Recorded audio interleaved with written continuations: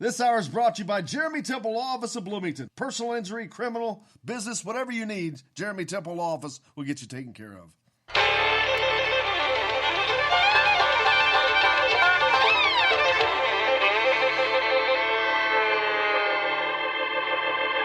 Well, we're coming to your city. Gonna play our guitars and sing you a country song. We'll all be flying higher than a jetliner. And if you want a little bang in your yin-yang, come along. Well, come on, welcome aboard the Indiana Sports Beat with Coy O'Leary coming to you here on this Friday, January 17, TGIF. Hope you're doing well and getting ready for the weekend. If not, we'll get you headed in that direction. Jake's at the wheel, keeping us on the track. And, of course, Todd O'Leary is right here in the backcourt. Todd, how are you? I'm great. I'm great. I love being in the backcourt. Good place to be. Lots going on. That's a good thing to call us. I like that. I like us having a nice little backcourt. Lots going on this weekend. Indiana prepares to take on Nebraska down in Lincoln. The women were in action last night. Tom Brew's going to be on with us. We've got some funny stuff to talk about with OBJ. There's a warrant issued out for him, and do you know why? I saw it yesterday. Oh my God! I can't believe this. Yeah, now I'm going to give him a little break on this. That is the most ridiculous, unbelievably stupid charge I've ever seen. You know, all right, OBJ was handing out Benjis on the sideline the other night after LSU beat Clemson for the national championship, which was stupid enough. But he's in the locker room celebrating with them, and then they're all in there smoking cigars. And apparently the security guard is giving them grief about you can't smoke cigars and this and that and telling them to put it out. And he apparently slaps a guy on the butt. And they charged him with that. There's issued a warrant for that, for slapping a security guard on the butt. First off, a couple things with this. One, why are they smoking cigars in the locker room? These are college kids. So that is stupid and ridiculous, but also it's LSU, so whatever. But second, like why do they care? Like why is there a security guard? My only thought is that the New Orleans Saints locker room? And I highly doubt it. They don't want. I highly doubt it. Then otherwise, why would you care if they're smoking cigars in there? Dude, the guy's making $6 an hour. No, but I mean, did you read the whole story about it? Read about everything? Like he was instructed by his superiors to go and enforce these rules. I mean, yeah. You notice his superiors said do this. Yeah, no, I got you. Go tell all these football players they can't smoke a cigar. I was shocked by it. First of all, where's the coaching staff? Where's the coaching staff saying, "Come on, guys, we're getting ready to go out"? You're talking about the smoking the cigars. I think it's hilarious. Yeah, I think it's hilarious. I'd have done the same thing. It's just like a few years ago, Xander Diamont lighting up the big stogie after beating Purdue. Yeah. It's a celebration, man. You got to let them. These kids are men. This is the locker room, though. It doesn't matter. These are not 16-year-old kids. It's after the game, man. These are 21-year-old men. Who cares? Let them have a little fun. They just won a national championship. They were getting ready. They're in New Orleans and getting ready to go out on the strip down there. Do you really think they weren't going to have fun? Hey, they're just getting started, man. Why not let it get started? I'm just saying, if that was Bob Knight's locker room, that doesn't happen. First of all, so that I'm old school. I'll admit that. Maybe it's the new thing. I'll go with that too. I'm not a smoker, so I don't know that would. I know Fish would have loved a cigar. Fish loves a cigar. Out on the golf course. He loves a cigar. Me too. I've never smoked a cigar, and I can't stand the smell of it. So really, maybe I'm just weird when it comes to that. But I don't think it needs to happen. Is it just that? Probably it. One, I don't think it needs to happen in the locker room. They are still in college, and I know they're men. They're all 21 plus years old. Yes, I don't know what the college thing has to do with it. They're men. They go fight in a war. They can smoke a cigar, man. Well, I hear you. I'm just saying it's a bad look. It's kind of a bad look. It's not surprising coming from LSU. It's not surprising. That's probably exactly what I would expect.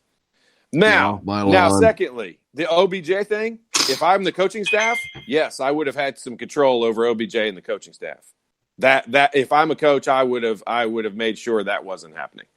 That was out of line and ridiculous, and they are going to pay the price for it because that's going to be ugly. Yeah, it may have actually been a cop, not a security guy. But it still doesn't matter to me. I think that's just the dumbest thing in the world. I think that makes them look stupid. It looks silly. I don't disagree. I don't know that I agree with it completely. But the OBJ thing, first of all, the guy was doing his job, and he smacked him on the butt. Is it that big a deal? To be honest with you, no. But it's just stupid and silly. OBJ should have not been a part of any of that. That's the biggest issue with all that. If he's not making himself a spectacle and trying to become a part of the story, then none of this happened. We're not talking about any of this. The Indiana women's team didn't look too good last night. They had a home game against Northwestern. They started out kind of sluggish and then had a halftime lead, then take a 12-point lead into the fourth quarter and cough it up. Choke City. They had a 5-point lead with a minute to go, and they still managed to lose that game. I can't believe that. Yep, that's they got off to a bad start and they finished bad. That's a bad combination for trying to win a basketball game. Yeah, that's a bad loss there, man. I mean, I don't know if coming off that double overtime loss at Iowa had something to do with that, because they had played so consistently well, and boy, they just did not look good in this game. Had an off game. Hopefully that's an anomaly. You gotta win. It's just like the men's side. I mean, you've got to win your home games if you're going to have a chance to win the Big Ten title. And Northwestern's not a bad team. They're 15-2 now overall, but that's a game. If you're going to win a Big Ten title, you've got to win on your home court. Yeah, because now they got to go on the road to Maryland. They've been the queen of the Big Ten basketball for quite some time. Yep, toughie. Quite some time. How about the fallout with the Houston Astros, the cheating scandal? Unbelievable. 3 Major League Baseball teams have now lost their manager. This is some serious fallout, man. Yeah, I mean, are you a baseball guy? You love baseball? Yeah, I mean, I love all sport. I'm a sports guy. Yeah, me too. But I'm not a gigantic baseball person. I mean, I'm not like I used to be. With what I've read about it, it's incredible. I mean, this is New England Patriots. It says New England Patriots on steroids type stuff. So, I mean, how can you? Yeah, it sucks. This is crazy, especially timing wise. They're getting ready to get their seasons kicked off here in another month or so. But I mean, this is what they deserve. This is kind of blowing up the whole thing. I wouldn't be surprised if we don't find out there's a bunch more people involved in it.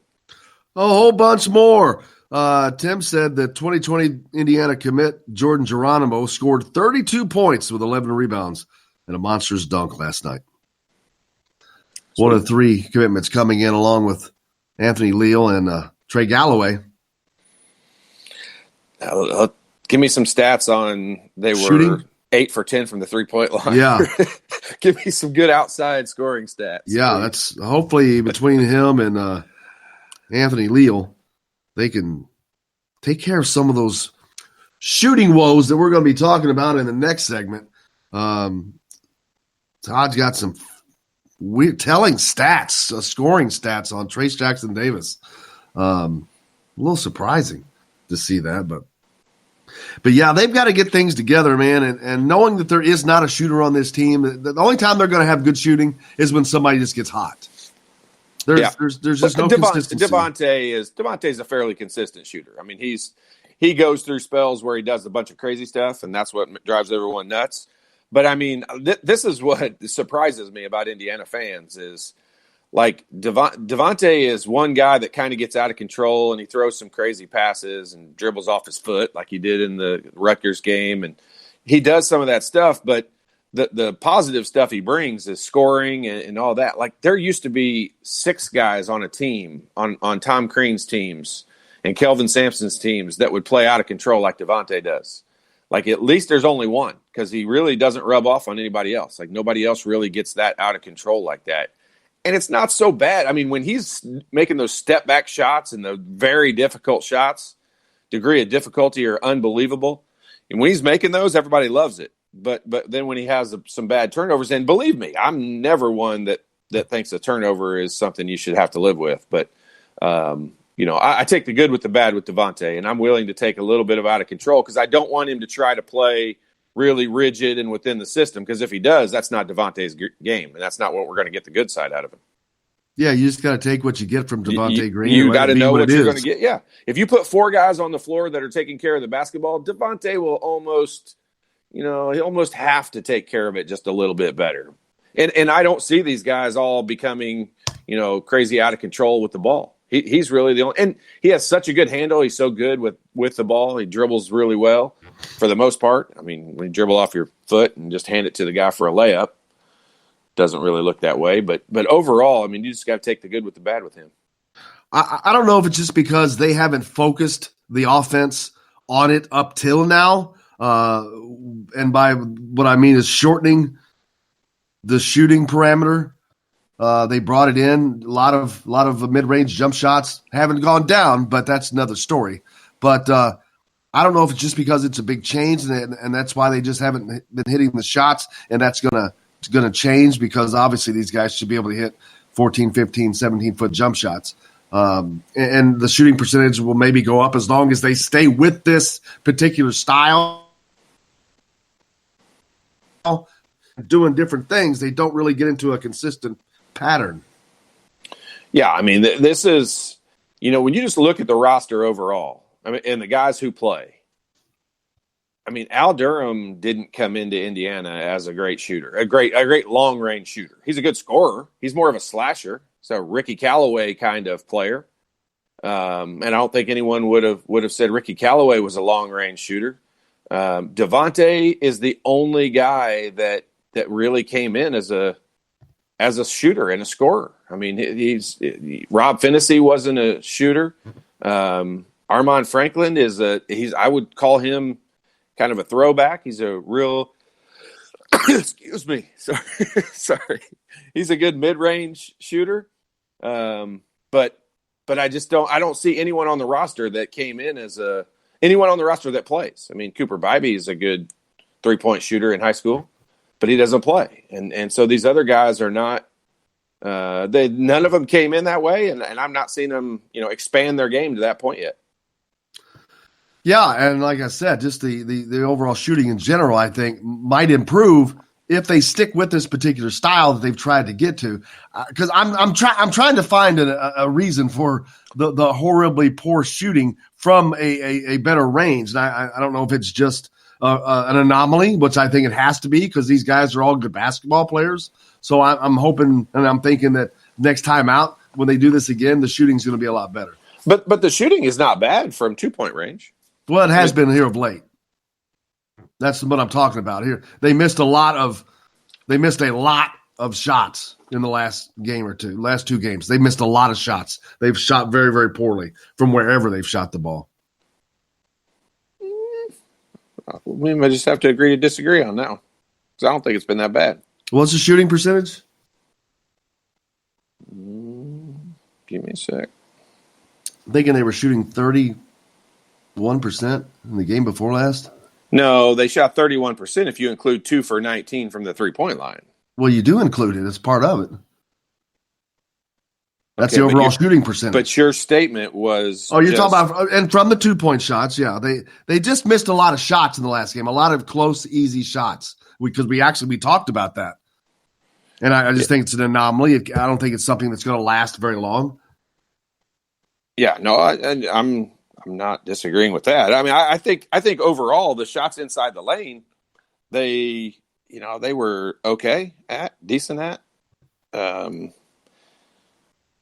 Let's see. Let's just see what we shoot right here. I mean, Indiana shoots 45% overall in field goals.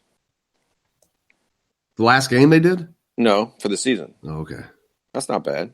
No, I'm talking about these last couple of games. What do you think they shot in the last game? I don't remember. Well, They shot 17 for. What's the percentage? 41.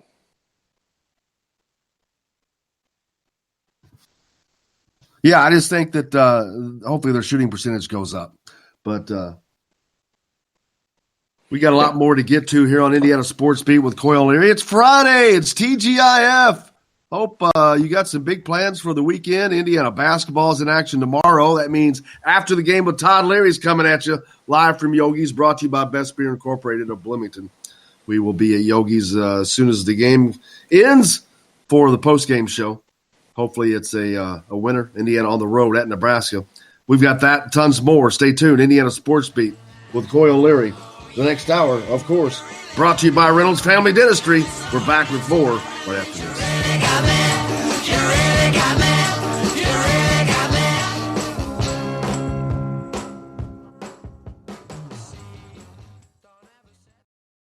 Hello, everybody. Jim Coyle from Indiana Sports Beat. When I'm not covering the Hoosiers, you can find me at Bubba's 33 in Clarksville, located on the northeast corner of I-65 at Veterans Parkway. Bubba's 33 has hand-tossed pizzas, bold burgers, and ice-cold beer from a select list of local craft brewers.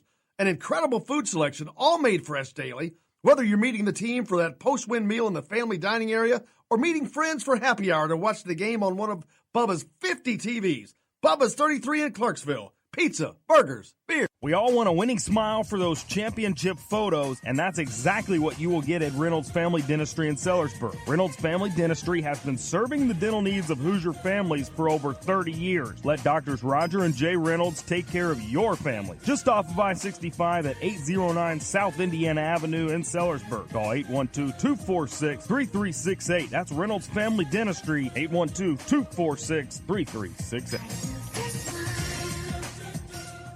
I'm Rain Shaddy, and I'm a Hoosier. As a toddler, you could always find me running around in a cream and crimson onesie and a red IU hat reminiscent of those worn during the world-famous William Tell timeout, shouting, "Go Hoosiers!" Like many other alum, I chose to make Bloomington my home. As a civic and alumni leader, I have become very knowledgeable about our community and would love to share my insights with you as your realtor. Find me on Facebook or call or text me, Ryan Shaddy, with FC Tucker Bloomington Realtors at 765-623-9093. Now that warm weather has arrived, it's time to hit the links, and there's no better place than the golf club at Eagle Point in Bloomington. Voted best golf course by the readers of the Bloomington Herald-Times, the golf club at Eagle Point is under new ownership, has new fairways and bunkers, and it's open to the public. When the round's over, there's cold beer and a full menu at the Eagle Point Pub and Bistro. Call 812-824-1100 to make a tee time. That's 812-824-1100. The golf club at Eagle Point in Bloomington. This is AJ Moye. This is Dan Dockett. Hey, this is Michael Lewis, former Indiana basketball player. This is Indiana football coach Tom Allen. This is Jim Coyle with the Indiana Sports Beat. You can always like and follow us on Facebook. Always follow the show rebroadcast on iTunes, Google Play, iHeartRadio, Spotify. TheDailyHoosier.com is a great place to sign up for each and every day. Or, of course, on 97.7 The Ref in Evansville. Bad theater seats, cheap Halloween masks, my apartment, all things with obstructed views. Add to these large trucks and buses. 18-wheelers and large buses have big blind spots, and like my apartment, they don't always have the best view. Bus and truck drivers deal with blind spots around the entire vehicle. Always take care not to ride alongside or too close behind them. Our roads, our safety. Learn more at sharetheroadsafely.gov. You're on the line with Jamal Meeks, former Indiana Hoosier, number 23, 1992. And I'm on the beat with Jim Coyle. This segment is brought to you by Reynolds Family Dentistry. 16 turnovers on the road. It's a huge problem tonight. It's a big problem moving forward.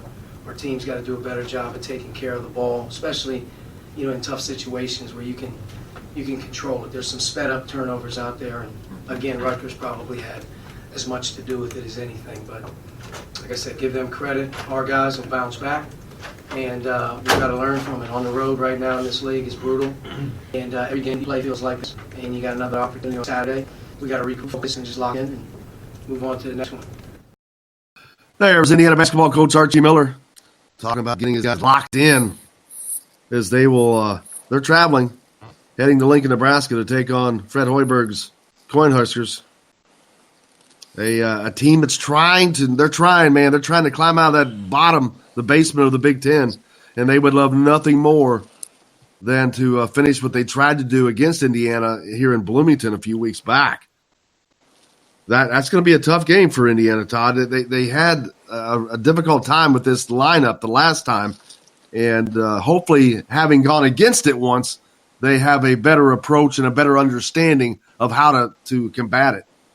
Yeah, I mean, I expect them to. I mean, I truly I expect Indiana to approach it differently and understand the attack that's coming at them. They've seen it in several ball games now, and Rutgers has improved a bunch. Or I'm sorry, Nebraska's improved a bunch. I mean, they a month ago they were just getting acclimated to the Big Ten. Everybody talks about how brutal the Big Ten is and how difficult, how much more physical it is, and the officiating, they allow you to play a lot more. And those are all real factors. It's not just people making stuff up, trying to pump you up and get you ready to play. Like, those are all true statements. And, this is one of those. We talked about it to start the year. You've got to win. You want to try to win all your home games in the Big Ten, but say you've got to slip up, one, possibly even two slip ups. You've got to be able to steal some games on the road. And this is one of those that you have to be able to steal. The team that wins the Big Ten, the teams that finish in the top 3 or 4 of the Big Ten will win this game at Nebraska. And so Indiana's got to put themselves in that position. Absolutely. We were talking off air about some statistics that you drug up with Trace Jackson Davis's scoring. And it's just, what a stark contrast, a home and away difference between scoring for him. 17.3 points per game at home versus 6.6 on the road. Man, that's a huge difference. Yeah, I mean, Trace Jackson Davis to me is one of the, coming in as a freshman, he's as strong with the ball as anyone I can remember coming to IU in a long, long time. And so I think the physicalness and his body build and the way that he approaches the game and the way he plays his game should translate to the Big Ten play, probably as easy as just about anyone. And still you can see the struggles that he has. So the numbers overall, when you look at home and away and the difference of what it can make, like I was trying to figure out why this team struggled so much on the road, and they're having to have other guys step up and play because Trace Jackson Davis is pretty much a non-factor on the road for Indiana. I mean, averaging 6.6 points a game versus 17.3 at home. Shooting wise, he shoots 65% in Assembly Hall. On the road in the Big Ten, he's shooting 40%, and that's almost the same number of shots being taken. So it's not like they're not getting in the ball. Rebounding, which is probably the thing that can travel the most with you, he averages half as many rebounds on the road in the Big Ten as he does at home. I mean, 8.3 versus 4.6. It's like he just disappears on the road. It's like they take him out of the game. I mean, you got to give defense. It's a freshman, and there's a lot. Freshman has a lot to do with it. I'm sure. I'm sure it does. I'm sure that other teams are realizing, okay, if we can neutralize Trace Jackson Davis, we're probably going to put ourselves in a pretty good position to win the game. And you'd have to say they're pretty accurate so far with that. Yeah, it's if this team wants to make the NCAA tournament, like you said, you've got to steal some on the road because it's we've seen how difficult it's going to be. And Indiana has not given us indication that they're ready to do that just yet. This is going to be the perfect test because it's one of those teams that you should beat. It's a game that you should win, but it's a game that you need to win more importantly than should. And if they don't get this win, Todd, where does that put them? I know we got a lot of season left, but it can't be a great sign if that ends up being the case. Yeah, no, you're exactly right. I mean, if they want to finish in that upper tier of the Big Ten. And when I say upper tier, I mean the top 4-ish. If they want to finish up there and put themselves in a position for a really good seed in the NCAA tournament, this is a must-win game. I mean, this is a game you have to have. You've got to do something flukish if you don't win this game and still want to finish atop the Big Ten. and that means like going and winning at Ohio State and at Michigan on like the game winning streak. So this is one you've got to have, I think. I agree. If you want to hit us up on the text line with comments, quotes, questions, whatever, 812-269-6367. Again, that's 812-269-6367. Coming to you from the Golf Club at Eagle Point Studios here. Indiana takes on Nebraska in Lincoln tomorrow. This is a game that tips at 7. So after the game with Todd Leary, of course, coming to you from Yogi's afterwards. That should be approximately around 9 o'clock. But you guys have done a great job. You know when and where to find us, so we appreciate you. The shows have just gotten better and better. Tim talks a little football. The Shrine Bowl is tomorrow, by the way, down in St. Petersburg, Florida, Tropicana Field, 3 o'clock. Nick Westbrook, Indiana receiver, playing in that, apparently having the best week of receivers down there, so congratulations to him. 3 o'clock football game. There's a little more football for you, the last college football of the season. Good. Good. You're done with it? You're done with it already? I was done with it. I enjoyed watching the game the other day, even though, as I have said many times, it was a week late. I don't understand why they drug it out that long. But, yes, I have turned my football mind off, and I am on to – the NFL is a totally different category. I love the playoffs in the football in NFL. But so I'm still excited about that. I love the Super Bowl, but I'm pretty much in basketball mode from now on. Yeah, the NFL, man, this is going to be quite the different playoff into the playoff season because you don't have Tom Brady, you don't have a lot of the guys that we're so used to having. There's no more Peyton Manning, Drew Brees is out. It's a different. Even Lamar Jackson is out, man. A lot of people were just wanting to see him play, but he got.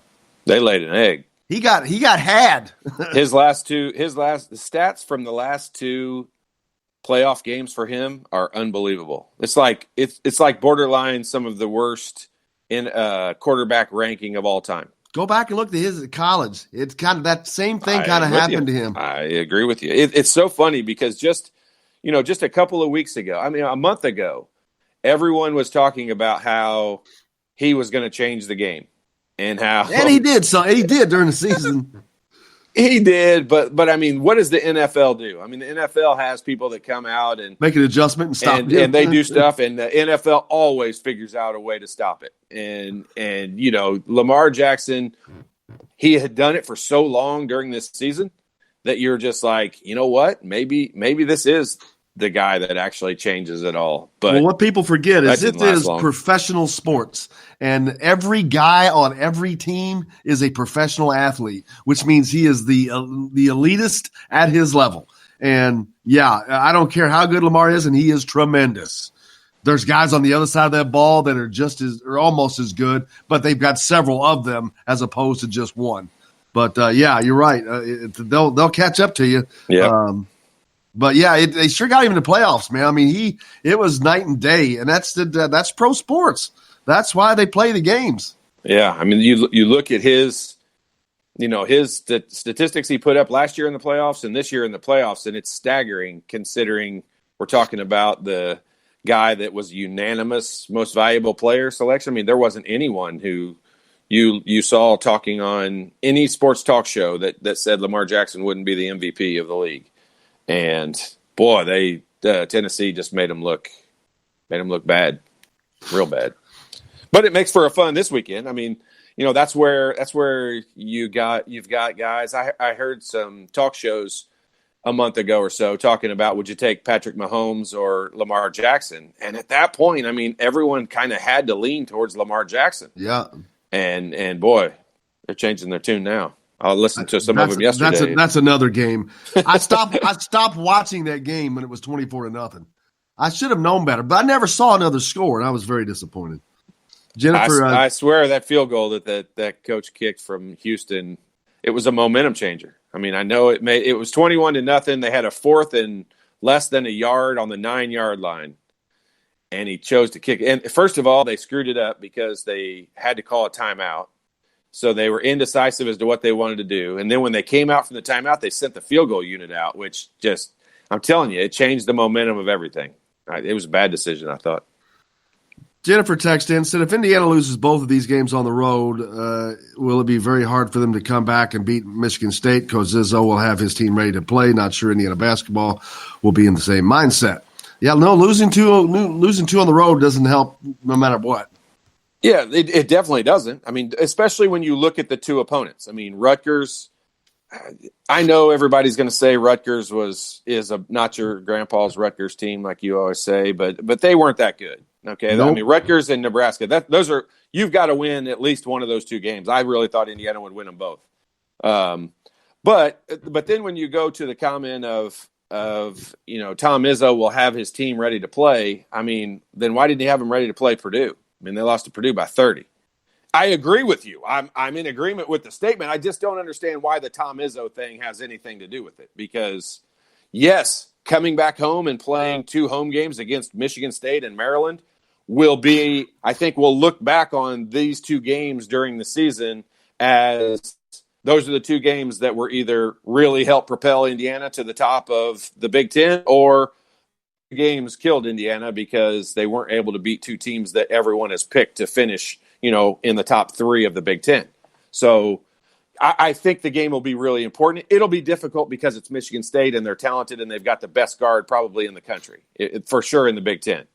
But I don't know that Tom Izzo having his team ready to play really factors into that statement. Jennifer, thank you for the text. We appreciate it and appreciate you as always. We've got. She'll give me crap. She'll give me crap at Yogi's when she sees us this weekend. I'm sure. As she should. She's the best. She's the best. Yeah. But yeah, it's man. You talk about must-win games.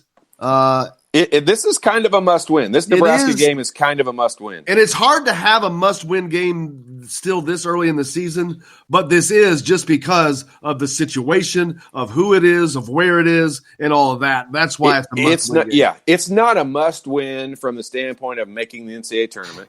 It's not a must-win from the standpoint of, your season goes in the tank if you don't win it. It's a must-win if you want to finish in that top three, or that top four, I should say, of the Big Ten. I really believe. So it keeps you off the bubble. When you lose to teams that are below the bubble, you're going to be on the bubble. When you look at the Big Ten right now and you look at the standings of where teams are in the Big Ten, the teams that are up there right now, Rutgers is up there right now. Well, in the month of February, Rutgers has to go at Michigan, at Maryland, at Ohio State, at Wisconsin, and at Penn State.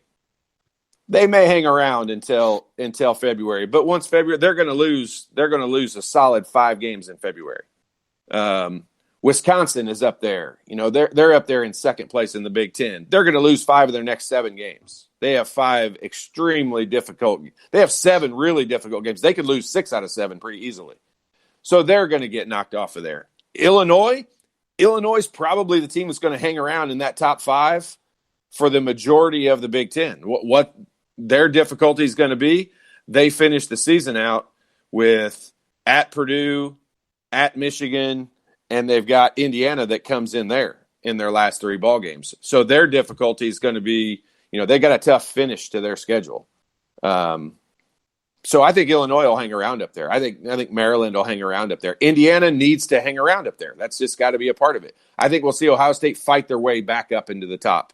Well, with with the numbers that you've shown us with Trace Jackson Davis, the differences between home and away, 17.3 points versus 6.6, 65% shooting versus 40%, 8 rebounds versus 4. I mean, his production is nearly cut in half. Yeah. How can you expect Indiana to win many or any road games when your best scorer disappears on the road? Yeah, I mean, it's got to be brought to his attention. He's got to understand that.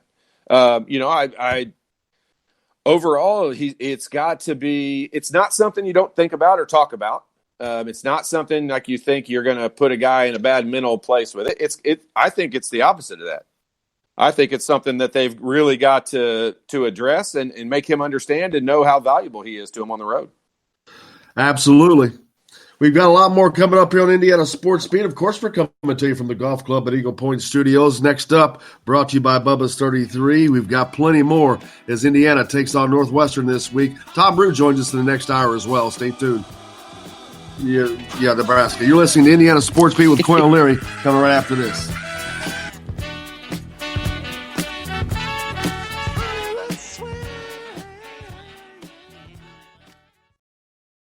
Hello, everybody. Jim Coyle from Indiana Sports Beat. When I'm not covering the Hoosiers, you can find me at Bubba's 33 in Clarksville, located on the northeast corner of I-65 at Veterans Parkway. Bubba's 33 has hand-tossed pizzas, bold burgers, and ice-cold beer from a select list of local craft brewers.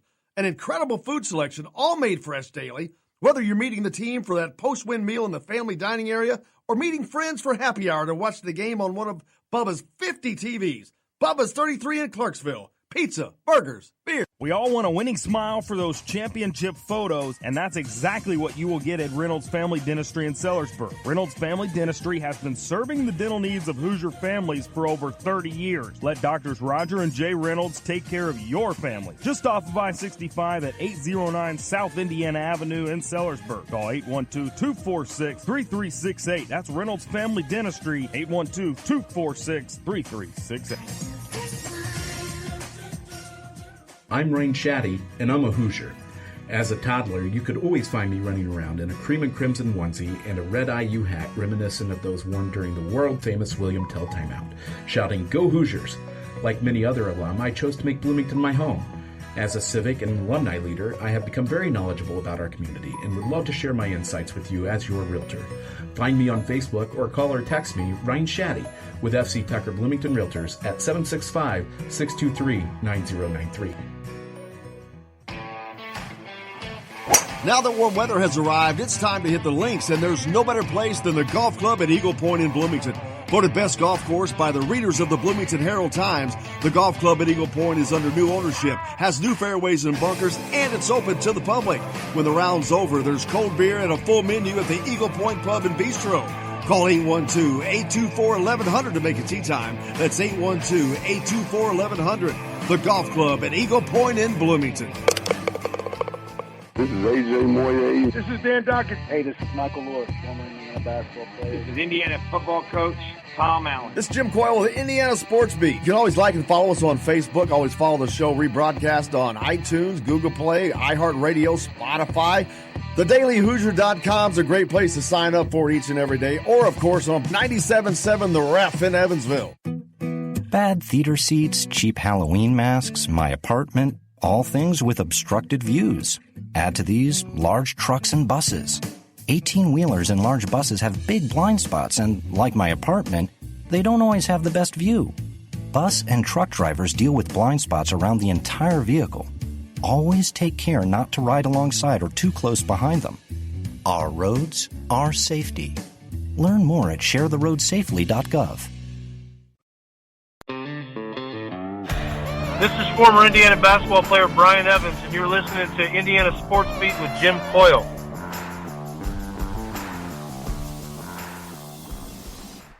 This segment is brought to you by Bubba's 33 in Clarksville. Pizza, burgers, beer.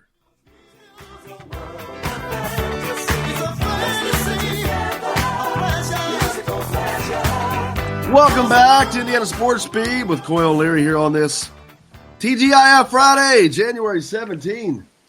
Appreciate you guys joining us. As always, coming to you from the Golf Club at Eagle Point Studios. You know, it's been mentioned that Indiana, this point forth, Todd, has the toughest schedule in the country. And text in from Ryan, I agree that this is a needed win. To me, it's a big because it will give IU continued confidence on the road. I know the road mindset is in them, and it will come out tomorrow night, and IU will win by 6 points. We were just talking about this schedule, and you talk about how weird it's set up, different than normal.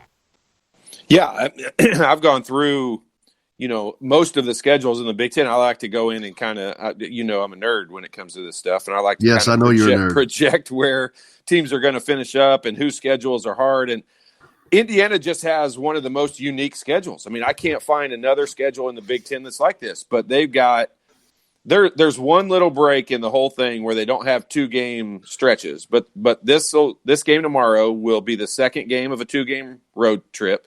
Then they've got 2 games at home, and then 2 games on the road, and then 2 games at home and 2 games on the road. Then they've got that 1-game stretch where they've got Penn State back at home, and then it's 2 games on the road again and finish up with 2 games at home. And no one else does it. That sets you up the way that they're scheduled out all the way through the end of February.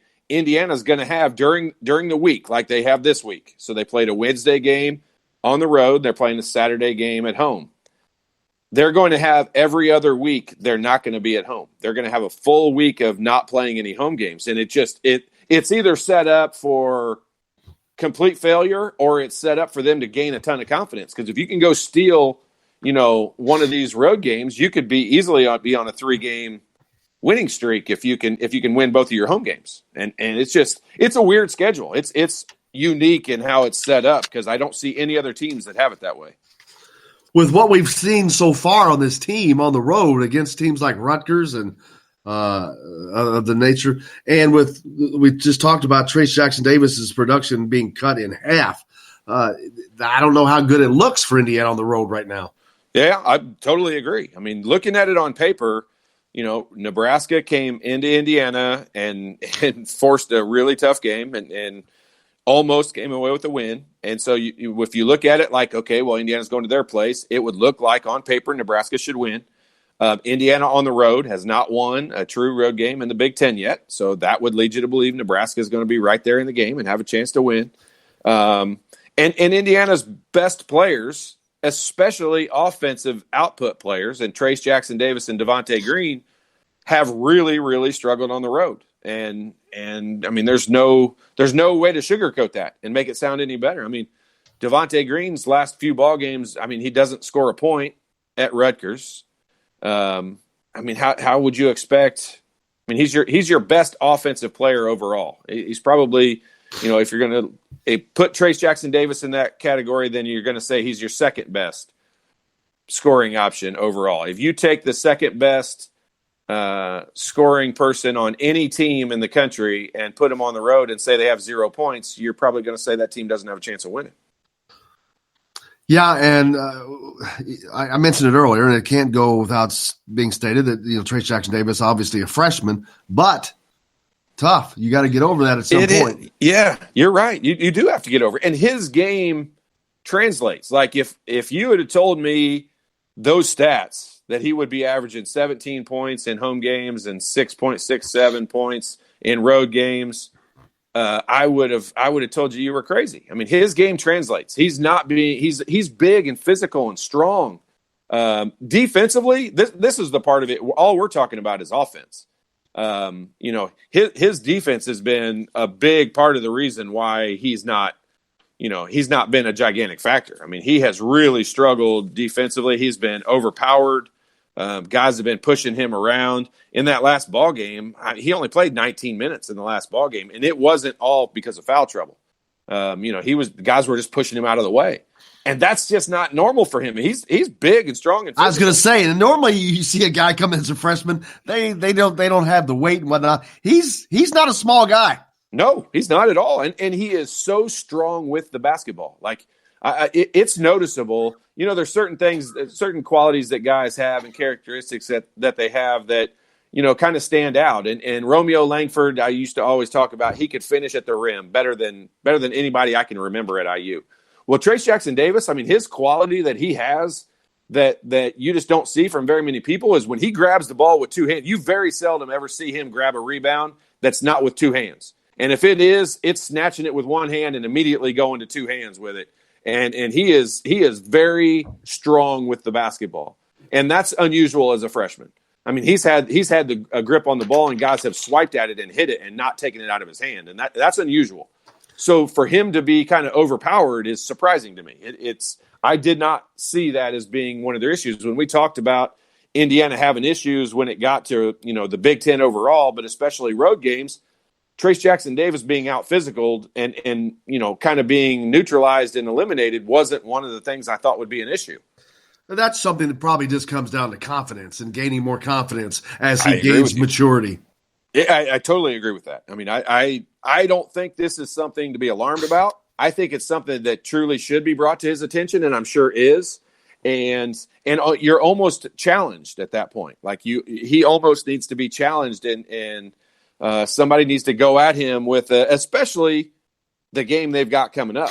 I mean, they're going to Nebraska against a team that's not big and physical anyway. So this is a game that he could dominate. I mean, in the first game with Nebraska, I mean, he had 25 points. I mean, he shot 9 of 12 from the field. He got to the free throw line 11 times. He had 15 rebounds. He dominated this team when they played in Assembly Hall.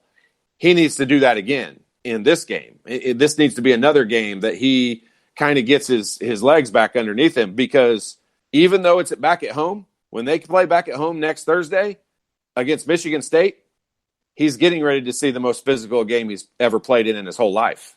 And Michigan State will have guys that will push him all over the floor. And they will have guys that will root him out. And they will be just as big and strong as him.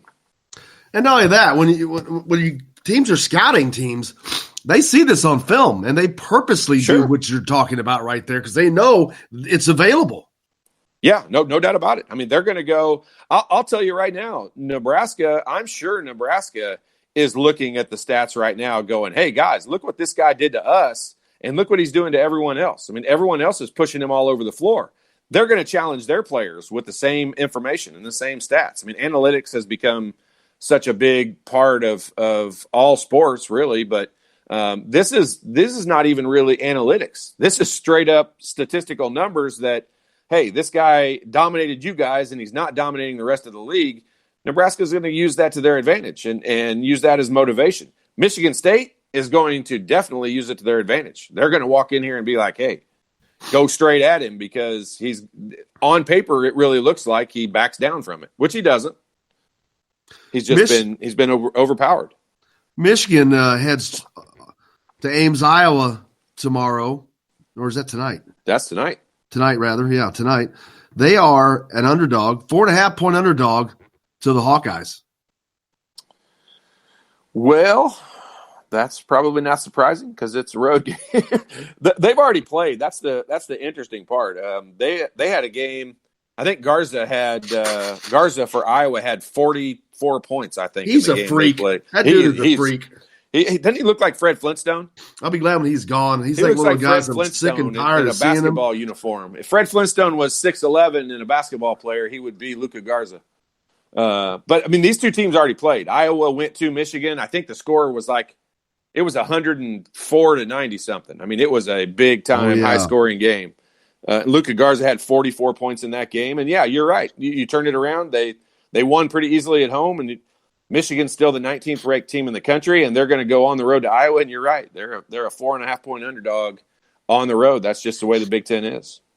Another good game tonight. That Wisconsin's at Michigan State tonight too. That'll be a good one too. Michigan State 9.5-point favorite there at home against the Badgers. A game that they should win, but there's no shoulds anymore. I've learned that. Michigan State, of course, with they finally got beat in the Big Ten, didn't they? Yeah, they got handled at Purdue. Yep. Where they couldn't score a basket. But Wisconsin 11-6 overall now. They were what were they at one point? 6-5, 5-6, something like that. And they've been winning. They've been getting on the winning side in the Big Ten. This is going to be a very difficult test there, going to the Breslin Center in East Lansing. But that still could be a good game. Yeah, it could be. I mean, Wisconsin is that team that has figured out a way to make games ugly. It's really their only chance of hanging around and being involved. But I mean, they've got a really tough schedule coming up. I mean, you look overall at Wisconsin. They're sitting right now. I think they're in second place in the Big Ten. I think they're one of those teams in second place in the Big Ten. But I think I said it earlier. They've got a real good chance at losing 5 of their next 7 games. I mean, they've got to go. They go to Michigan State tonight.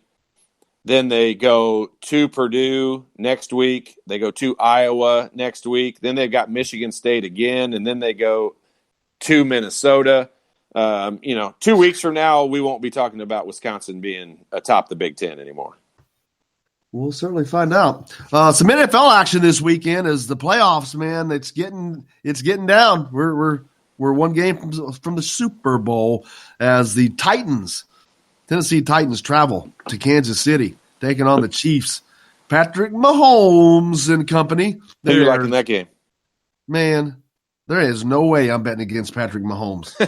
That dude can score 80 in the second quarter if he needs to. I know. It's just crazy that you're taking a team.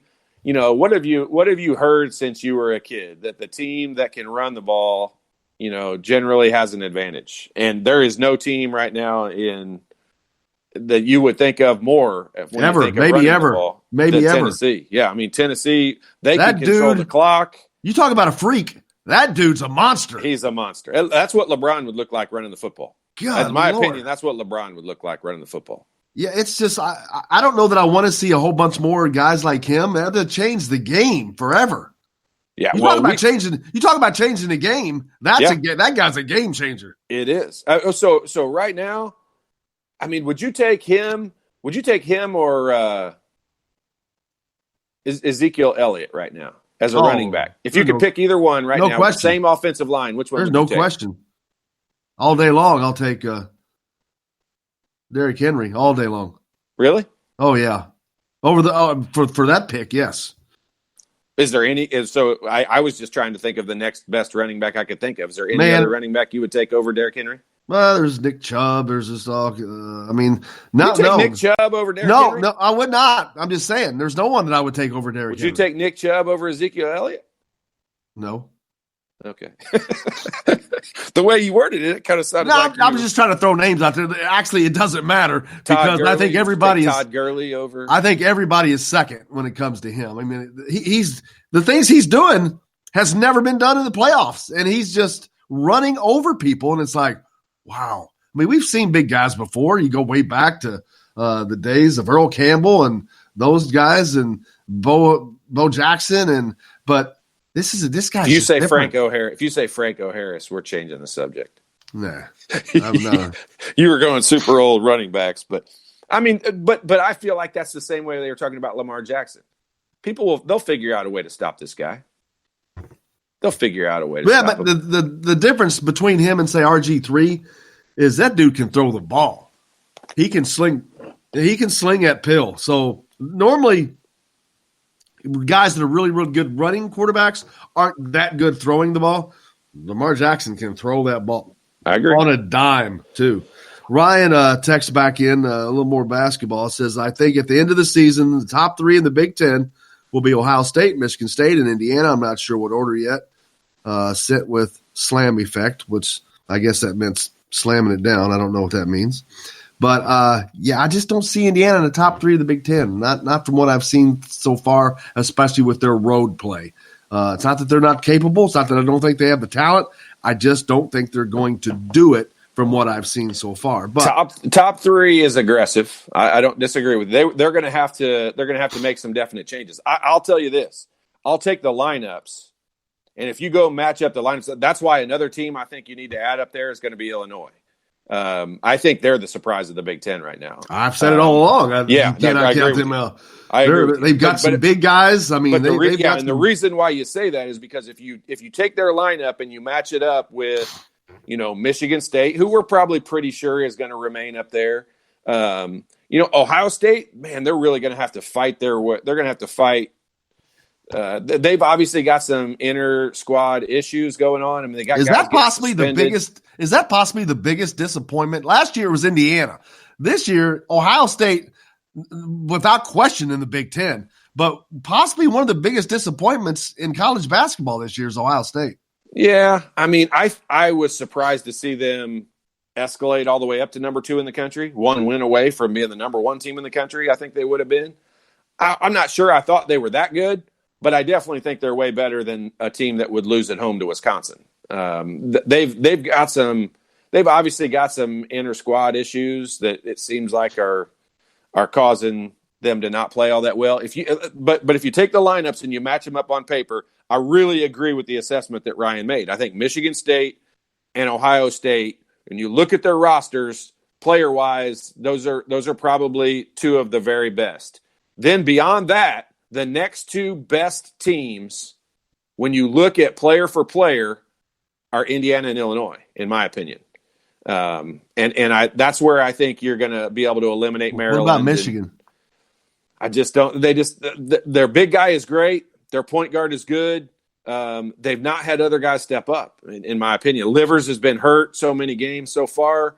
He's a really good player. He can make a big difference. I think Michigan – I think they're stronger down low. I think that because Trace Jackson-Davis is great on one end, but Michigan's a place Indiana does not have to go. Is that correct? Or does Michigan not? Michigan and Illinois both don't come to Indiana. Michigan, Illinois, and Rutgers all do not come. All right, so you're going to have Trace Jackson-Davis going on the road at Michigan, and I think they're going to absolutely abuse him. They got some big guys, and that's not a slam on Trace Jackson-Davis. They've just got some big guys that are. I agree with you. And when I say big, I'm not talking about just tall. Teskey is a big human being.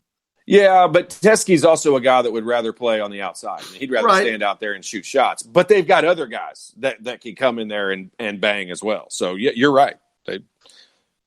It's going to be something. It's certainly going to be something. Every game's going to be a new story. It is. It's going to be the season's going to change almost weekly. Yeah, like every Friday or every Monday. Start with tomorrow. Let's start with tomorrow. Every Monday morning, we're going to have a whole new stuff to talk about, and who's where, and who's going where, and who's trending up, and who's trending down, and all that. And but yeah, there's some other big games around the country we'll talk about in the next hour as well. Louisville's playing Duke, so there are some other teams out there besides the Big Ten that we seem to forget about sometimes. But, hey, we got plenty more coming up. You're listening to Indiana Sports Beat with Coy O'Leary coming to you from the Golf Club at Eagle Point Studios. We're back with more right after this. Right till I can't no more. Hat down, cross town, living like a rock star. Hello, everybody. Jim Coyle from Indiana Sports Beat. When I'm not covering the Hoosiers, you can find me at Bubba's 33 in Clarksville, located on the northeast corner of I-65 at Veterans Parkway. Bubba's 33 has hand-tossed pizzas, bold burgers, and ice-cold beer from a select list of local craft brewers.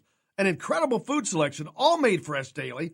Whether you're meeting the team for that post-win meal in the family dining area or meeting friends for happy hour to watch the game on one of Bubba's 50 TVs. Bubba's 33 in Clarksville. Pizza, burgers, beer. We all want a winning smile for those championship photos, and that's exactly what you will get at Reynolds Family Dentistry in Sellersburg. Reynolds Family Dentistry has been serving the dental needs of Hoosier families for over 30 years. Let Doctors Roger and Jay Reynolds take care of your family. Just off of I-65 at 809 South Indiana Avenue in Sellersburg. Call 812-246-3368. That's Reynolds Family Dentistry, 812-246-3368. I'm Rain Shaddy, and I'm a Hoosier. As a toddler, you could always find me running around in a cream and crimson onesie and a red IU hat reminiscent of those worn during the world-famous William Tell timeout, shouting, "Go Hoosiers!" Like many other alum, I chose to make Bloomington my home. As a civic and alumni leader, I have become very knowledgeable about our community and would love to share my insights with you as your realtor. Find me on Facebook or call or text me, Ryan Shaddy, with FC Tucker Bloomington Realtors at 765-623-9093. Now that warm weather has arrived, it's time to hit the links, and there's no better place than the Golf Club at Eagle Point in Bloomington. Voted best golf course by the readers of the Bloomington Herald-Times, the Golf Club at Eagle Point is under new ownership, has new fairways and bunkers, and it's open to the public. When the round's over, there's cold beer and a full menu at the Eagle Point Pub and Bistro. Call 812-824-1100 to make a tee time. That's 812-824-1100. The Golf Club at Eagle Point in Bloomington. This is A.J. Moye. This is Dan Dawkins. Hey, this is Michael Lord, former Indiana basketball player. This is Indiana football coach Tom Allen. This is Jim Coyle with the Indiana Sports Beat. You can always like and follow us on Facebook. Always follow the show rebroadcast on iTunes, Google Play, iHeartRadio, Spotify. TheDailyHoosier.com is a great place to sign up for each and every day. Or, of course, on 97.7 The Ref in Evansville. Bad theater seats, cheap Halloween masks, my apartment, all things with obstructed views. Add to these large trucks and buses. 18-wheelers and large buses have big blind spots, and like my apartment, they don't always have the best view. Bus and truck drivers deal with blind spots around the entire vehicle. Always take care not to ride alongside or too close behind them. Our roads, our safety. Learn more at sharetheroadsafely.gov. Hey, this is Jordan Halls, former Indiana Hoosier. Keep up with Indiana sports on Indiana Sports Beat.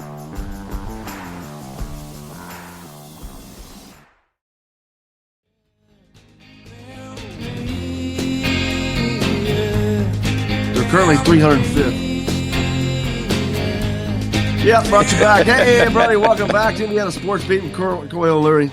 We're just looking at some 3-point shooting numbers overall in the country. Welcome back to the Golf Club at Eagle Point Studios. Indiana, 305th in the country. Out of how many? 353. Whew. I mean, That's how not good? Yeah, they're sitting there behind South Utah, San Jose State, Marshall, High Point, Southeast Louisiana. We're right in front of Canisius, Norfolk State, Charlton Southern. The fact that they're in front of anyone is impressive. Yeah, that just tells you how bad those teams are. The funny thing is, you look down through there, Xavier's one of those teams at 313, Boston College, Oklahoma State, Georgia Tech, Illinois, 326th. Really? Rutgers, 332. I think that's about Virginia. How about this fall from grace? 347. Out of 350? Out of 353. Wow. They are 7 from the bottom, my friend. Texas A&M. They're 351 out of 353.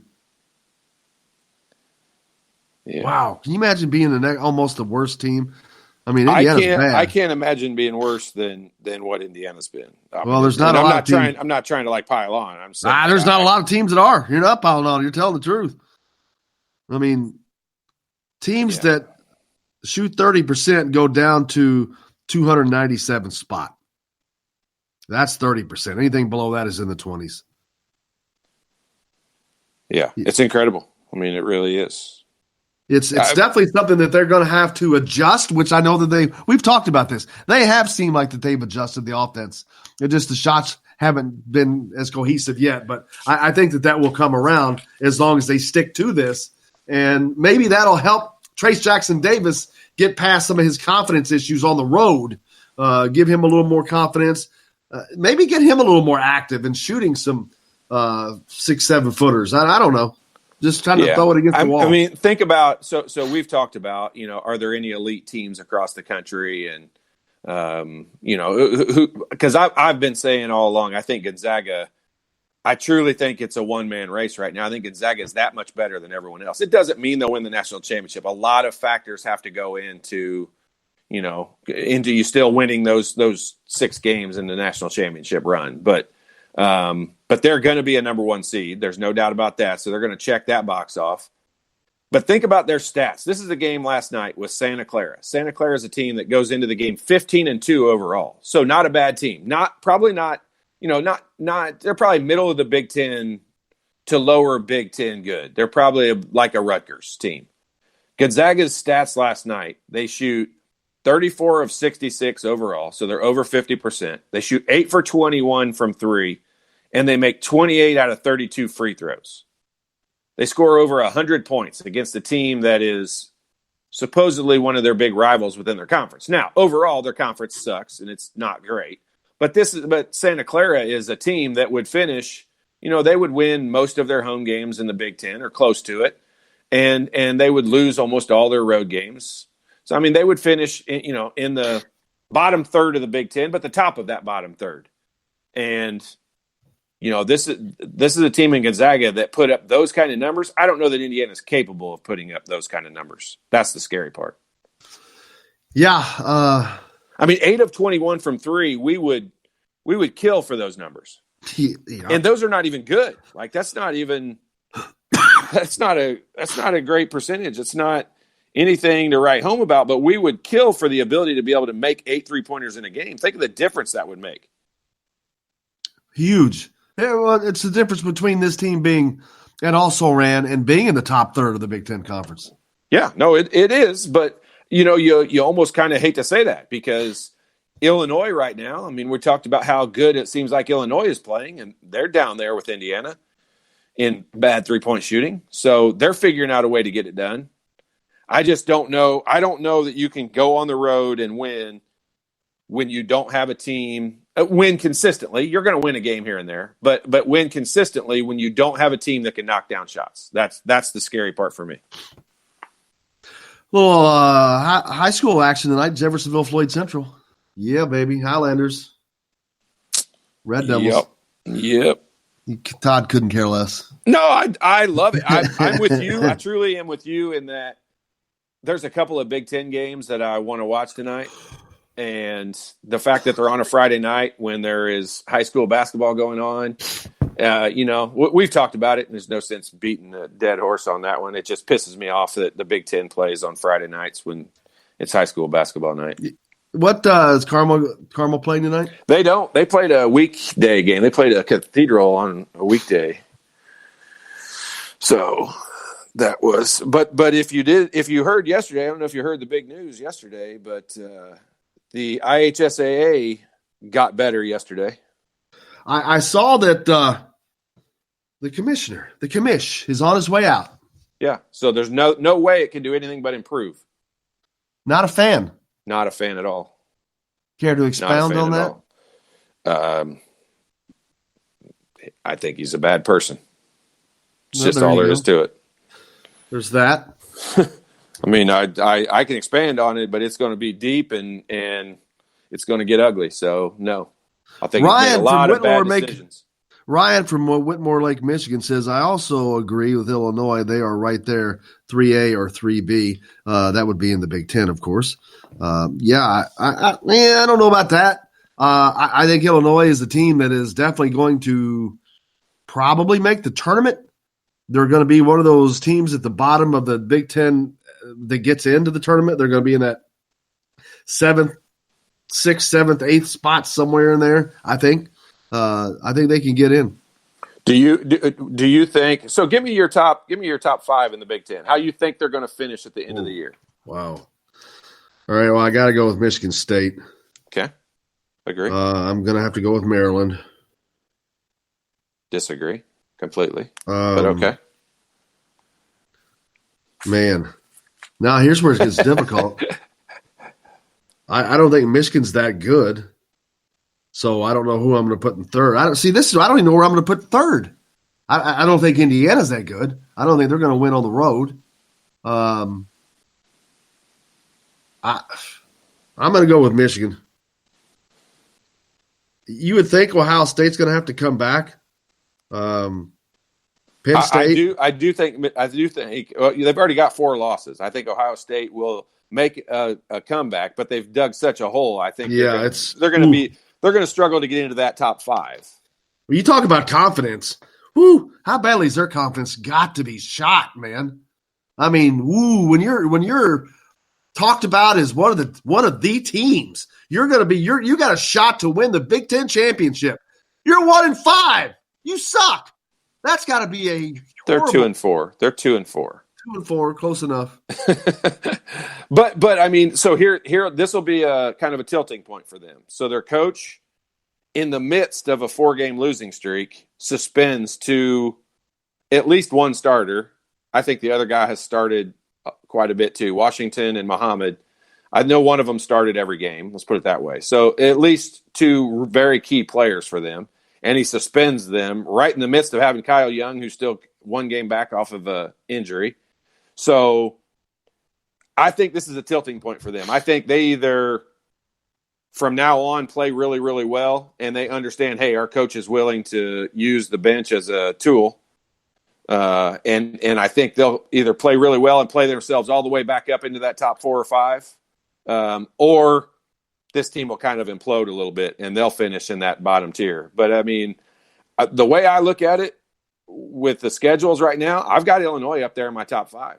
I think they've got all the pieces. They've got really good guards. They've got a gigantic monster in the middle. Yes, he's a freshman, but he's just big. There's nothing about him that's great. He's just big. He scores most of his baskets off of garbage, but he's just big. I mean, he's that big. He's Shaquille O'Neal big, which there's not very many people you say that about. Michigan State, Maryland, Michigan, Penn State, Indiana, Illinois, Iowa, Rutgers. Those are the teams I see making the NCAA tournament from the Big Ten. and Indiana's going to be a stretch, I think. Read those again. Michigan State, Maryland, Michigan, Penn State, Indiana, Illinois, Iowa, Rutgers. You think Rutgers gets in, huh? I do. They get in before Indiana does. Oh, come on now.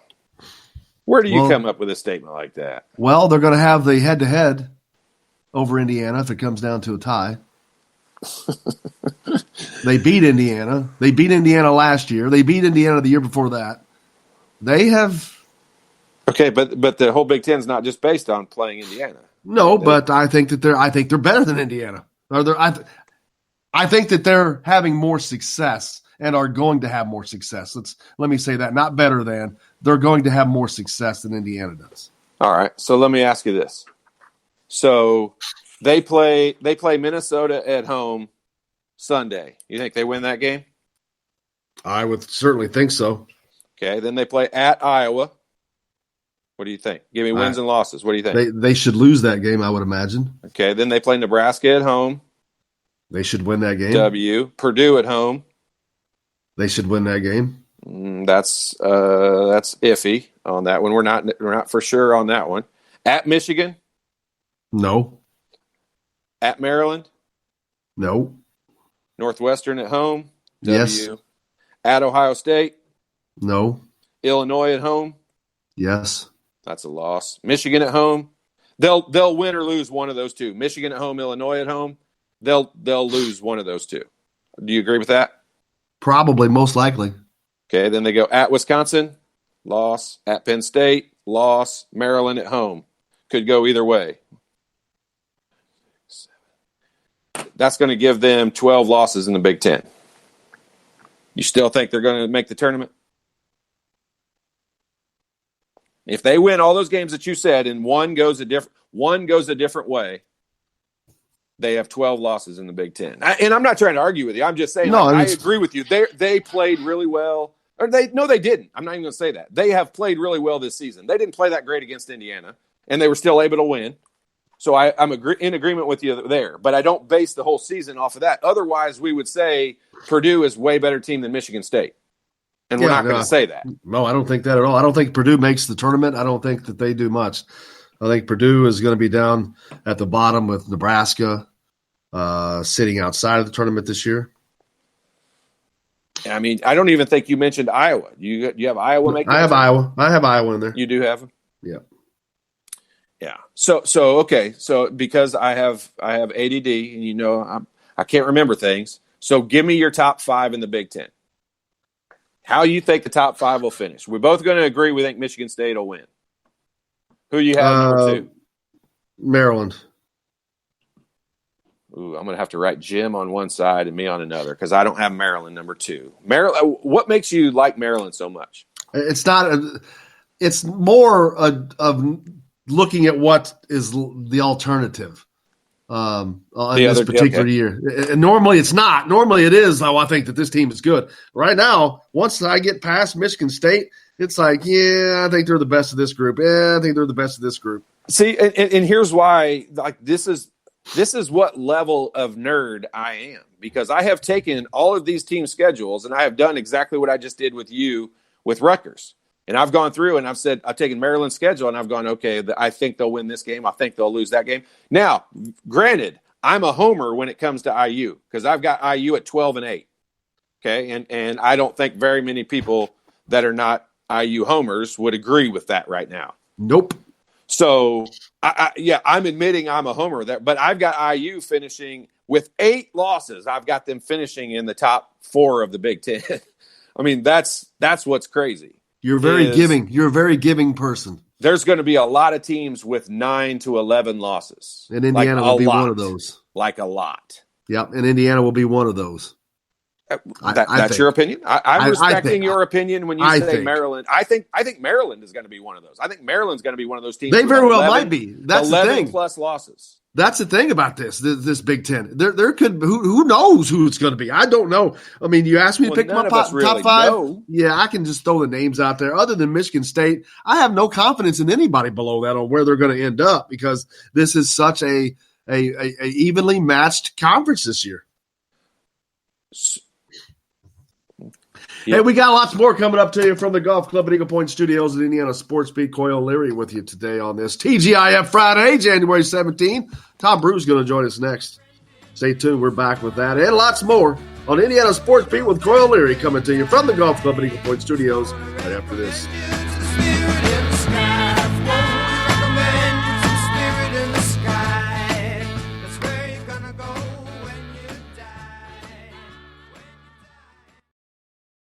Hello, everybody. Jim Coyle from Indiana Sports Beat. When I'm not covering the Hoosiers, you can find me at Bubba's 33 in Clarksville, located on the northeast corner of I-65 at Veterans Parkway. Bubba's 33 has hand-tossed pizzas, bold burgers, and ice-cold beer from a select list of local craft brewers. An incredible food selection, all made fresh daily. Whether you're meeting the team for that post-win meal in the family dining area or meeting friends for happy hour to watch the game on one of Bubba's 50 TVs.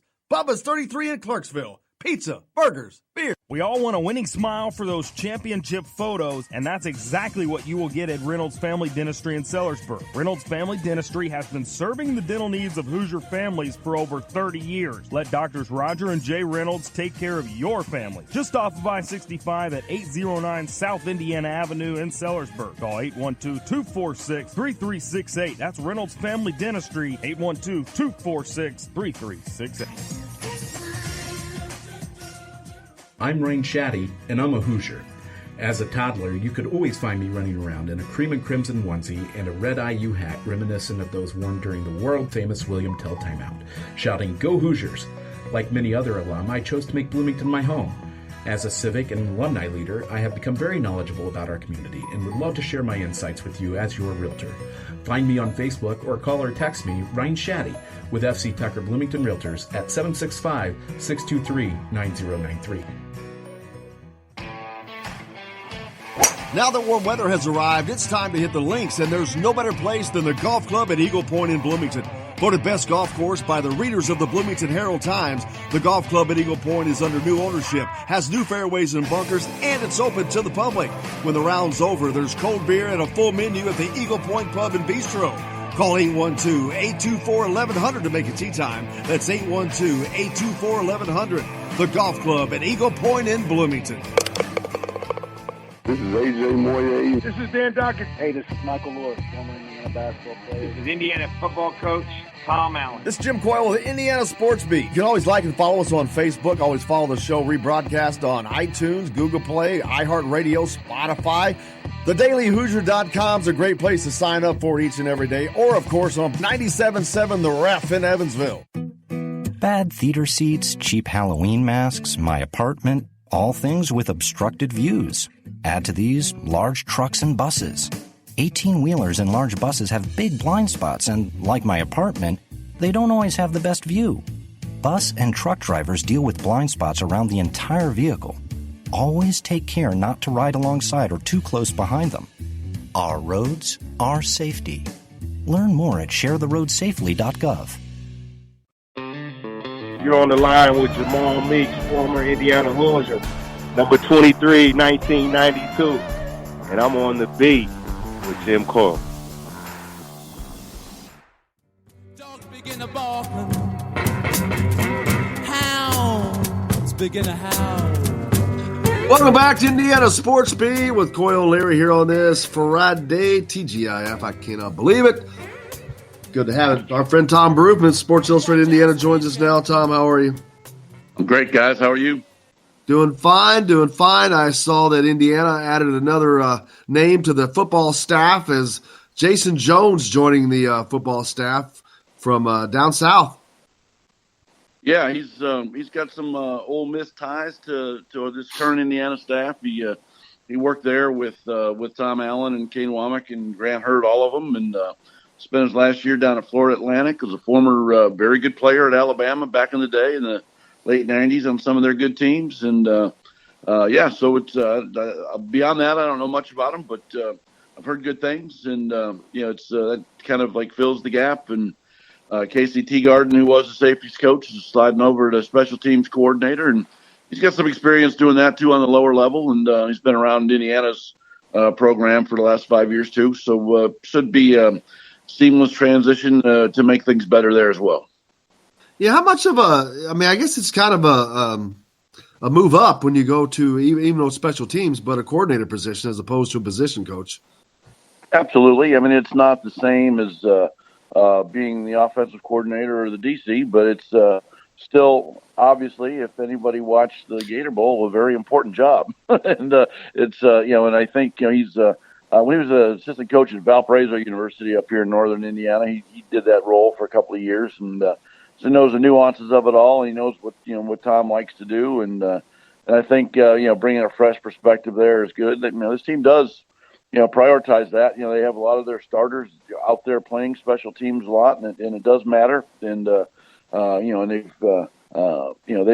they were mostly good with their coverage teams pretty much all year long, and didn't break some of the big returns we kind of hoped they would. But part of that was them being conservative towards the end of the year as well. But like I said, Casey's a well-respected guy in that facility, and he's been around now for 5 years. He was a graduate assistant for a few years, and been a position coach now for a few, and handled on-campus recruitment for a year, and so he's very actively involved in everything that this program does. So I think it's a good move, and some people like to complain that they just keep promoting from within, but when you got good coaches on your staff already, I don't have any problem with that.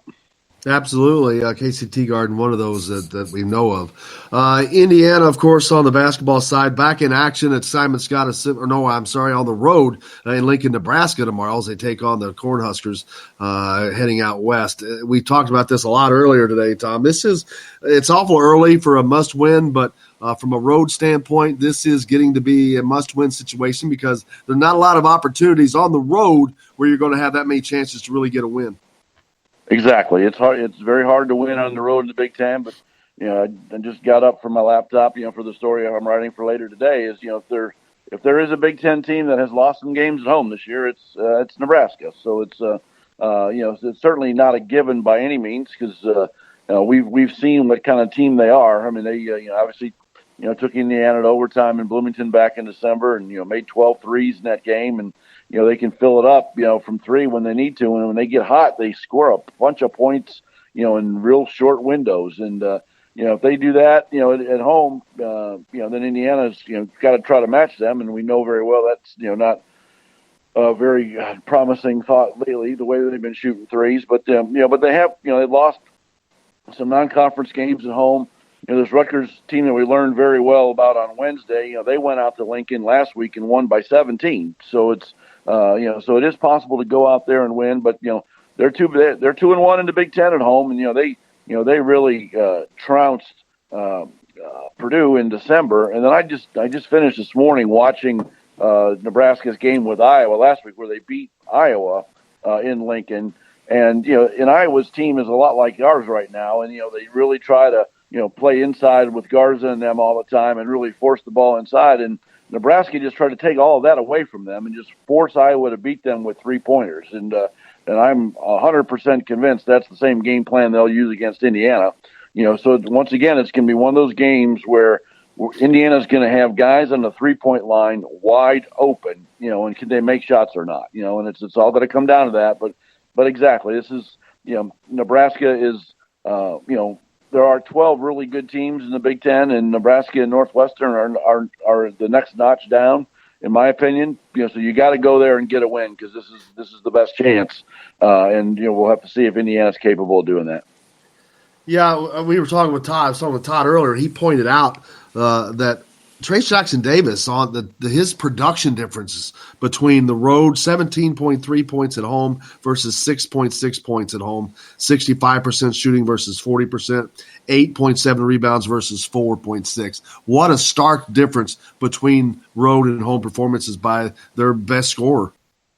Right, and you've got to factor in a little bit of that in regards to the strength of the opposition in those road games, compared to some of the November schedule. But you're exactly right, and I think a lot of that though has been the specific game plans of some of the teams that they've played on the road. I mean, it was no question Wednesday night that Rutgers was taking him out of the game no matter what. They any time he touched the ball inside, they were doubling almost immediately and getting the ball back out of his hands. And then they were also doing a really good job, I thought, of really guarding him hard so that it was hard for the guards to throw it into him in the first place. And Indiana's guards, I've been complaining about this, for going on about 8 years now, between Crean's years and Archie's both. I mean, I think they do a terrible job of teaching guys how to feed the post, and I think that's had a lot to do with it. And of course, what concerned me the most Wednesday is that I think it was obvious that Trace was extremely frustrated, and he just kind of lost it. And they need to get him back involved quickly. And to me, don't get me wrong, I love that kid. I think he's the best player on this team, and I think he's going to have a great career at Indiana for however long that is. And I think he'll be a nice NBA player. But right now, his game is kind of limited. He's if he doesn't catch the ball in the paint, there's not much he can do. And I think that's that's part of the reason why I think he has to come back, for a second year for sure, and work on a lot of that, because he needs to be able to catch the ball on the wing and penetrate, and and catch the ball and hit some jumpers. It's the Big Ten is just too tall and too long and too big to just think you can live on the post and just score 20 a night there when you're 6'9" and 220 pounds or whatever he is. Yeah, Todd, we've talked about that. And also, that's part of growth and maturity for him to growing up here, these road performances.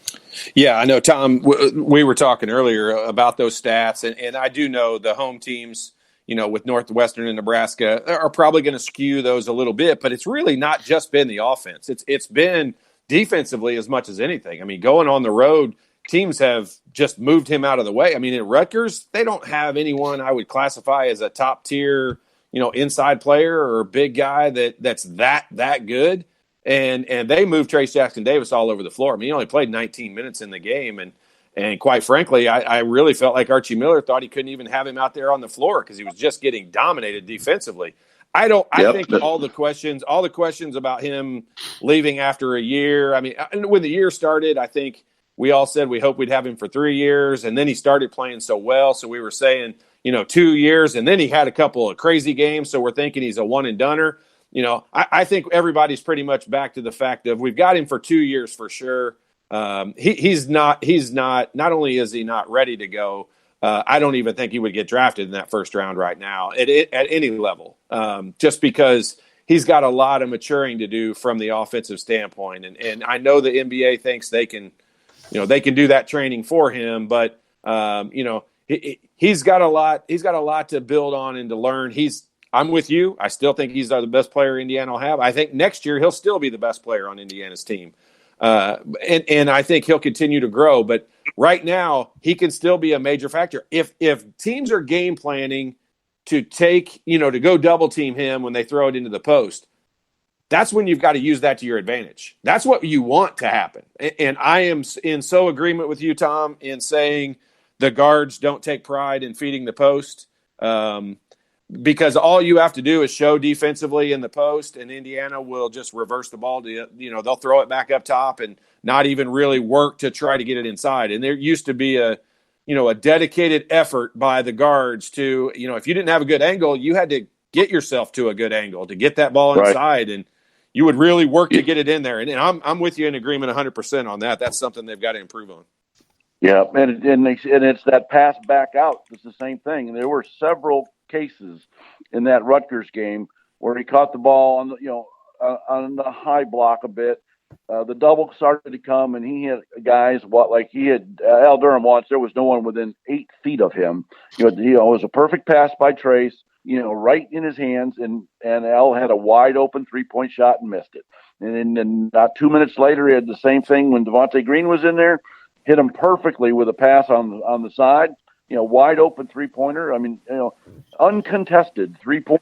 You have to make those, and you're not going to make all of them, but when you have uncontested shots, you have to do that. And, all of a sudden, then we don't look as poorly on the game Trace played, if he had, 3 more assists on 3 more 3-pointers and it's a tie game. It's all of it, and it's, that's the joy of basketball and it being a team game, that no matter how good you are individually, there are times when you need your teammates to help you out. And especially when you're a young player, because, the frustration on him was obvious, and I do think, like you said, it carried over to the defensive side as well. And, and there's granted, those Rutgers big guys aren't big names, but they are sure big bodies. I mean, when you're 6'10", 260, and you want to back your way in against a 6'9", 220 guy, you're going to do it. And it's especially if you're not at max effort. And hopefully, the Nebraska game will be completely different. Because they'll play 4 out all the time, and they'll have 5 out a lot of times too. And and Trace had a very good game against them in December. So I think he'll bounce back real quick, and I think he'll have a real big game Saturday night.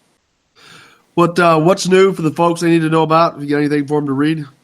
Yeah, absolutely. I mean, it's yesterday I released a story on Caleb Murphy. He's the young kid from down in Salem, Indiana, who's one of Indiana's recruits this year. We did a nice big piece on him and his family and his community because his head coach, Philip Bosman, was the guy who had the stroke in the middle of a regional playoff game in November, and then, very sadly, passed away a few days later. And it's a very heartfelt, very emotional story about what they've all been through and what that's been like for Caleb, and just, some tremendous, stuff there. And part of it, my best part of that story that really resonated a lot with the Indiana fans is, he's the perfect Tom Allen recruit because he's the son of a preacher and he's got an endless motor and he just never stops on the field. And the morning of the Old Oaken Bucket game was Coach Bosman's funeral. And just a matter of a few hours before the game, Tom Allen, on one of the most important days of his life, went outside of the Indiana locker room and grabbed his cell phone and called Caleb Murphy to make sure he was doing okay. And, and it's like, it says a lot about the man, and it says a lot about the kid who's coming. It's just like, and Tom Allen said to me, it's like, hey, my first priority was to let him know, what he was going through that day, that we knew, and we were here for him, and that we loved him. And, and all that starts. And, so it's been a great story. It's been just doing incredibly well, in regards to eyeballs and comments and lots of tears from people too. I'm real proud of the story. So I hope everybody can check it out at si.com/college/Indiana. It's all right there. Or if you like the Sports Illustrated Indiana Facebook page or me on Twitter at TomBruceSports.com, you can find it all right there. There you go. Tom Bruce, Sports Illustrated Indiana. Thanks you a lot for joining us. We appreciate it. You're welcome, guys. Have a great Friday, and lots of basketball stuff to come to. See you, bud. Sounds good. Tom Brew from Sports Illustrated Indiana joining us here on Indiana Sports Beat with Coyle and Larry here on this TGIF Friday. We've got a little more before we close it out for this week. We'll be back with that at the Golf Club at Eagle Point Studios right after this.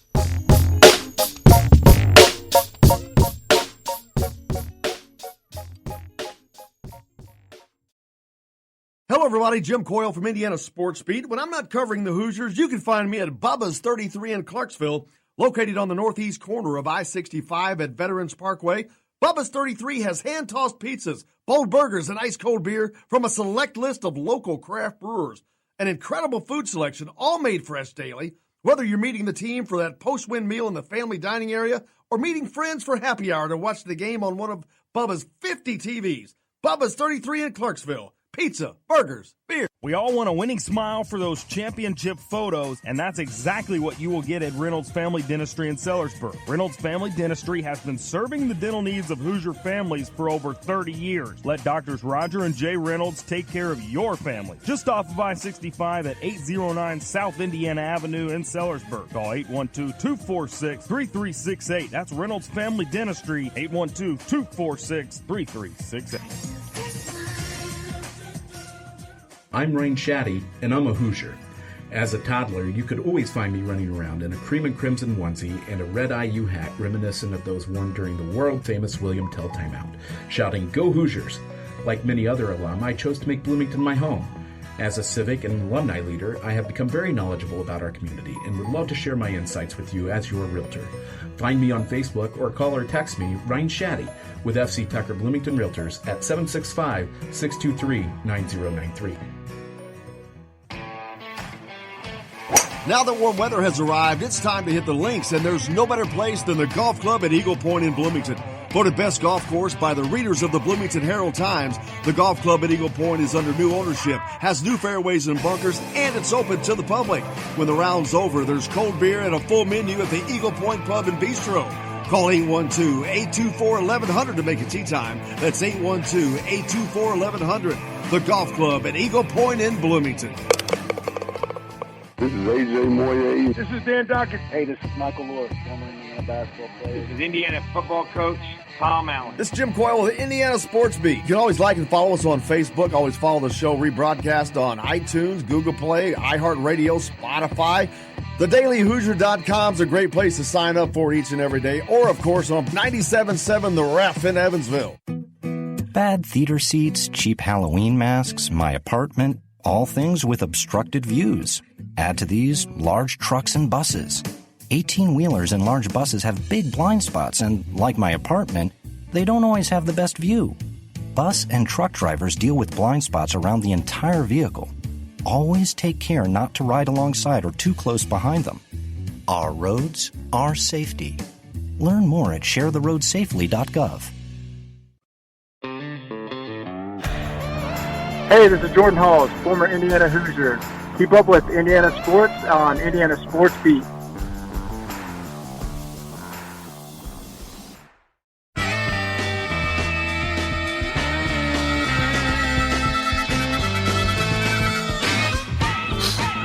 Welcome back to Indiana Sports Beat with Coyle Leary here on this TGIF Friday. Coming to you from the Golf Club at Eagle Point Studios. Welcome back. Appreciate you guys joining us today. As always, Todd, I was looking over Joe Lenardi, his bracketology. He's got Minnesota as a 12 seed in the tournament. That just shocks me. I don't see that they've done anything to deserve to be in there, which I don't care either way. It just surprised me. How many Big Ten teams does he have in there? I'd have to go back and count that up. But if Minnesota's in, my gosh, I'd have to. He's got Indiana as a number 9 seed. There's Iowa. There's 3. What's Iowa's seed? Iowa is a 6 seed. This is in the East. None of this where they are matters. No. So that's 3 so far. There's Penn State. That's 4. There's Maryland. That's 5. Hold on. What's Penn State seed? At 8. Okay. Maryland's a 4. They're a 4. Maryland's a 4 seed? Okay. Yeah. You've got Purdue as a 10 seed. Okay. Gee whiz, you got 2 more brackets to go. There's Illinois as a 9 seed. Ohio State as a 5 seed. Okay. Wisconsin as a 6 seed. Jeez.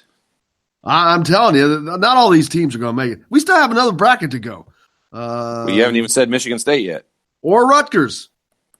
I don't think they'll make it. Or Minnesota. You said Minnesota was 12. Yeah, he's got Rutgers as an 8 seed.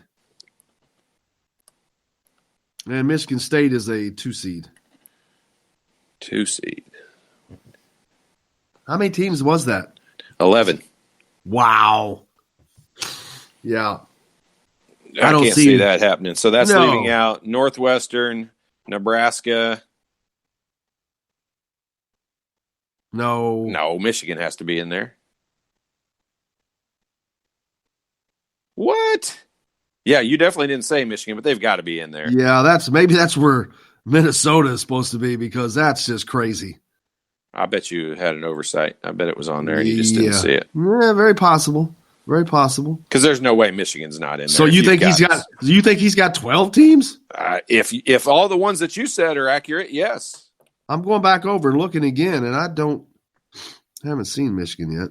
I mean, my first analogy of that is going to be, I think he just made a mistake and left. I don't know Michigan if he did that a while back. There they are. There they are. Nope, there they are. Number 5 seed in the East. Michigan is a 5 seed. Are you kidding me? So he's got 12 Big Ten teams in there right now? That's what you read off. That's nuts. I don't get having Minnesota in there. They just haven't done anything for me. I mean, I think he's just letting it take care of itself, basically, out of the Big Ten. Well, I mean, okay, so my issue with some of that stuff, I mean, you got Wisconsin as a 6 seed and Indiana as a 9 seed.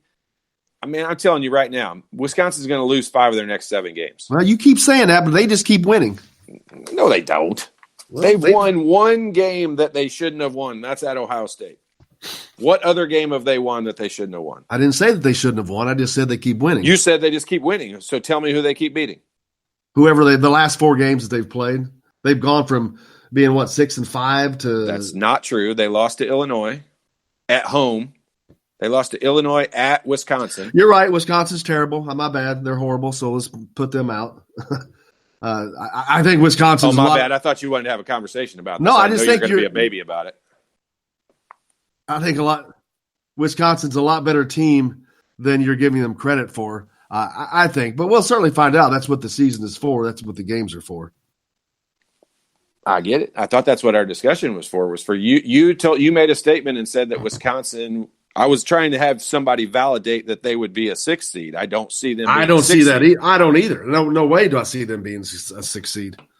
Just like there's some teams that are not even going to be in here. Minnesota is not going to make the tournament. I'm shocked that they're in there. No, and Minnesota and I don't think Rutgers is going to make the tournament.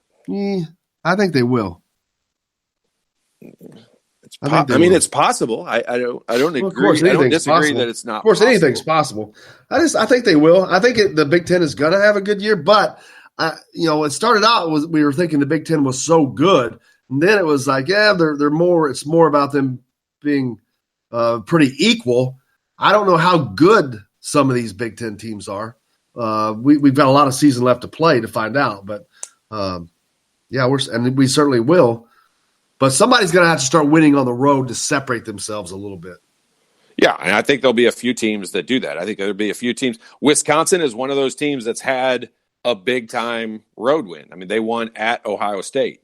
That's a big-time steal. But you completely give that away when you go back home and lose to Illinois. And I mean, I'm in agreement. I think Illinois, I've got them finishing in the top 5. I think they will end up being one of those. They've got all the pieces, in my opinion. They've got guard play. They've got good big guys. They've got scoring ability inside. So, I mean, I don't know that that's a terrible loss, but it's a pretty bad loss at home. And so I think they kind of gave away their big road win with a bad home loss. And so I just don't see them as, I'm in agreement with the statement of, I think there's no real outstanding teams. I think somebody is going to go on the road and steal a few big games. And Wisconsin put themselves in a place to do that, but then they gave it all away with that bad loss. Sharon Wilkerson, former IU player, coaching at Madison High School down in southern Indiana now, got them off to a 14-2 record this year. And they're in the Hoosier Hills Conference. I know that they've always not been good. So that's pretty damn good for them. Congratulations. IU men's basketball leads the Big Ten in attendance. Thank you, Tim. 15,762, I guess, is their average. I think that's probably mainly because they've got the biggest arenas, would be my guess. Wouldn't you think that overall? The more people you can get in, the more people you can get. So, absolutely. Todd acknowledged a young boy in the hospital during his senior speech back on senior day in 1994. Shows me Todd at 22 years old had a very good heart and head on his shoulders. I appreciate the good heart part. Head on my shoulders, I'm not so sure about. Roger says, when IU makes the tournament, playing UK would be my must-see game. That would be something, and that's something that the NCAA tournament would certainly like to see happen. They always do. They like to put those kind of games together. It's funny how they don't do a lot of good things, but one of the few things they do is help teams come together that seem to have difficulties finding a way to schedule themselves. Well, that would mean if they're going to have IU, if we're going to use the bracketologist, which he usually does do a pretty good job. I know it's early on and it's really hard to predict these things right now, but if they're going to have that matchup, that means Kentucky's going to be an 8 seed playing Indiana as a 9 seed, and I don't see Kentucky being an 8 seed.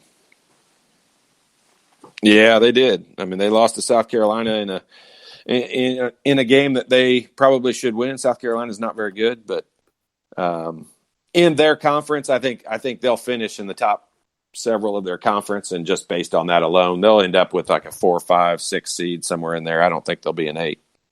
Yeah, that would put them in the 30 range, and I don't see them being a 30 team. They're better than that probably. They'll be in the top 25, top 20 at worst. So 5, 6 seed at worst is what I could see them being, but probably a 4 seed.